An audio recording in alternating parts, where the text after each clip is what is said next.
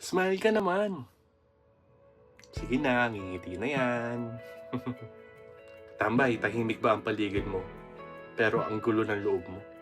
Yung walang ingay sa labas, pero sa loob mo, parang walang pahinga.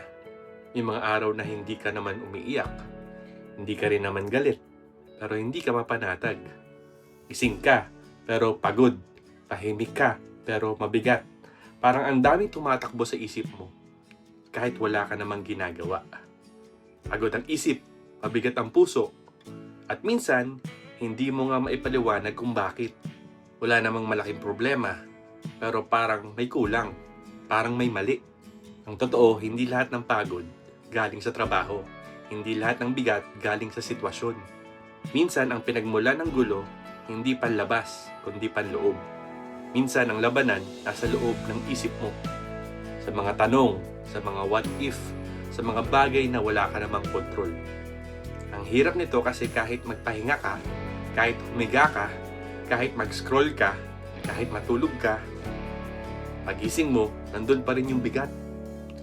Kasi ang kailangan mo, hindi lang pahinga ng katawan, kundi pahinga ng puso. At hindi lahat ng pahinga kayang ibigay ng mundo. Sa John 14:27, sinabi ni Jesus, "My peace I give you. I do not give as the world gives." Hindi niya sinabing aalisin niya agad ang problema. Hindi niya sinabing magiging smooth ang lahat.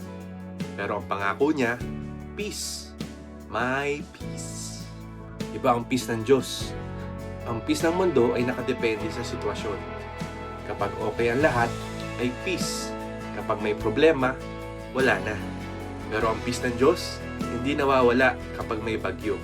Hindi umaalis kapag magulo ang paligid. Ito yung peace na kahit may tanong, may tiwala. Kahit may bigat, may pag-asa. Katambay, ang peace ng mundo ay temporary. Ang peace ng Diyos ay steady. Hindi niya sinasabing wala kang pagdadaanan. Ang sinasabi niya, hindi ka mag-iisa sa pinagdadaanan mo. Kung restless na puso mo ngayon, hindi ibig sabihin mahina ka. Hindi ibig sabihin na kulang ang pananampalataya mo. Ibig sabihin lang, may damdamin ka, tao ka. May Diyos tayo na gustong lapitan mo siya, hindi kapag ayos ka na, kundi habang magulo ka pa. Kaya sandali ng katambay, huminga muna tayo. Pwede natin sabihin, Lord, ito po ako. Hindi mapakali ang isip ko. Ang bigat ng puso ko. At hindi ko alam kung paano aayusin ang lahat.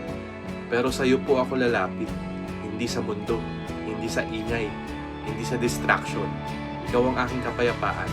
Punuin mo po ako ng peace na hindi kayang ibigay ng mundo. Katambay, hindi mo kailangan intindihin muna ang lahat para makaranas ng kapayapaan. Kailangan mo lang lumapit sa Diyos na nagbibigay ng tunay na peace. Kapit lang, hindi ka nag-iisa at may kapayapaan para sa iyo. At yun ay galing sa Diyos.